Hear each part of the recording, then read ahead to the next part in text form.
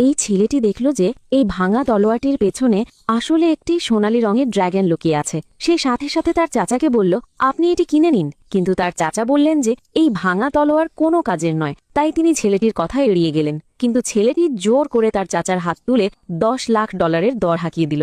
সবাই ছেলেটির এই কাণ্ড দেখে অবাক হয়ে গেল এবং তাকে নিয়ে মজা করতে লাগলো।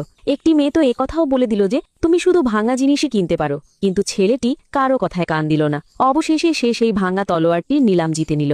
ছেলেটির চাচা তাকে বকা দিতে লাগলেন এবং বললেন যে তুমি আমার $10 লাখ খামোখাই নষ্ট করে দিলে। কিন্তু ছেলেটি তাকে ভরসা দিল যে তার টাকা নষ্ট হবে না। তখনই নিলামকারী মহিলা আরেকটি জিনিস নিয়ে এলেন এবং বললেন যে এগুলোর ভেতরে মূল্যবান রত্ন থাকতে পারে, যে এটি নিলামে জিতবে এগুলো তার হয়ে যাবে। তখনই পাশে বসা মেয়েটি ওই ছেলেটিকে চ্যালেঞ্জ করল এবং বলল, আমরা দুজনেই একটি করে পাথর বাজব, দেখি কার পাথর সবচেয়ে বেশি দামি হয়। যে এই শর্তে হারবে তাকে তার পরিবারের অর্ধেক সম্পত্তি দিয়ে দিতে হবে। ছেলেটির পুরো বিশ্বাস ছিল যে সেই জিতবে, তাই সে সাথে সাথেই রাজি হয়ে গেল। তারা দুজনেই সেই পাথরগুলোর কাছে গেল।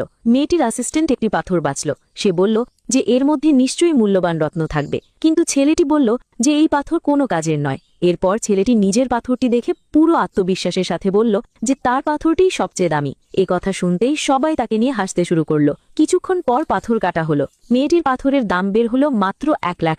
তারপর ছেলেটির পালা এলো। কারিগর যখন সেটি কাটল তখন তার ভেতর থেকে কিছুই বের হলো না, কিন্তু ছেলেটির নিজের শক্তির ওপর পুরো ভরসা ছিল, তাই সে নিজেই নিজের পাথরটি কাটার কথা ভাবল। সে ওই ভাঙা তলোয়ারটি নিয়ে এলো এবং সেটি দিয়ে পাথরের ওপর সজোরে আঘাত করল।